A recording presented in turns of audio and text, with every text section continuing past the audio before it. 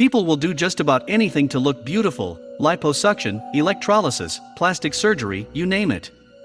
But the tricky thing is the definition of beauty changes from culture to culture. Now, one of the most extreme definition can be found in an ancient Chinese beauty secret. That's a forbidden practice that's enjoying a one-woman revival. Never done this in front of anybody before. Nancy Luna has invited us into her bedroom for a reason. She is in the process of duplicating an ancient ritual of mutilation.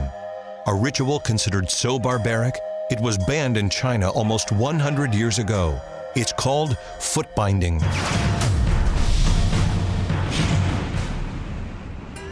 Remarkably, for 900 years, this version of the female foot was a source of erotic fantasy for the men of China.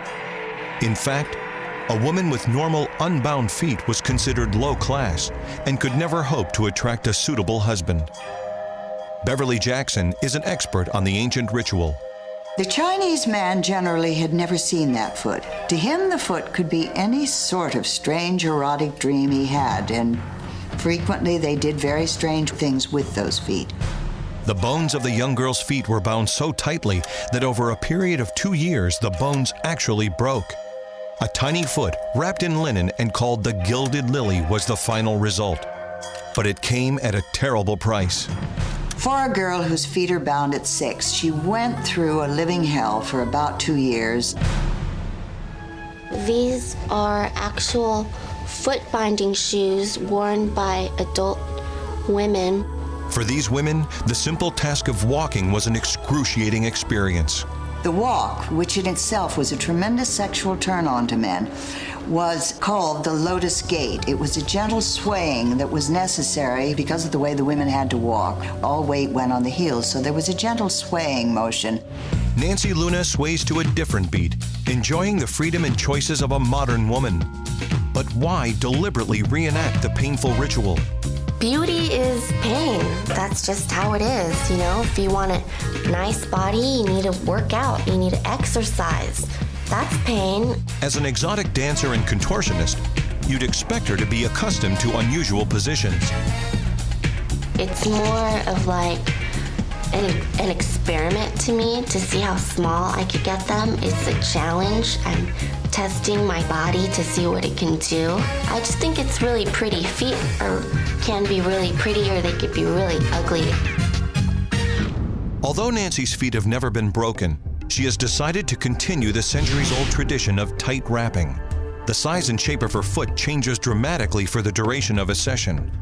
Before the binding begins, we draw an outline of Nancy's foot so we can see how much of a difference it will make. The first part of it is to bind your instep. This part here is called Shi-10. When you get the toes and you bind them downwards, and with each roll, you want to cover one toe. Now this part is called Shi-Ken.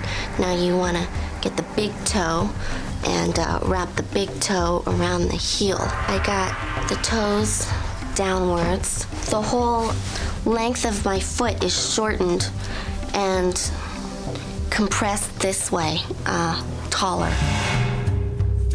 Nancy is accustomed to being completely in control of her own body. The confinement and limitation of having bound feet is what drew her to it. Ow. The whole point of binding your feet is to be immobile. It's impossible to put my weight down because this bone will crack. So I have to crawl back to the bedroom. It's time to see if Nancy achieved the reduction she was hoping for. Her bound feet were 1.5 inches shorter and a great deal more narrow. Overall, a reduction of about 25%. I can feel my circulation going away, but I look at them and I like the way they look, so that's what keeps me going. For Nancy, the bound state is also part of a romantic ritual. She'll stay in this self-imposed confinement for about 2 hours. Then, the unwrapping begins.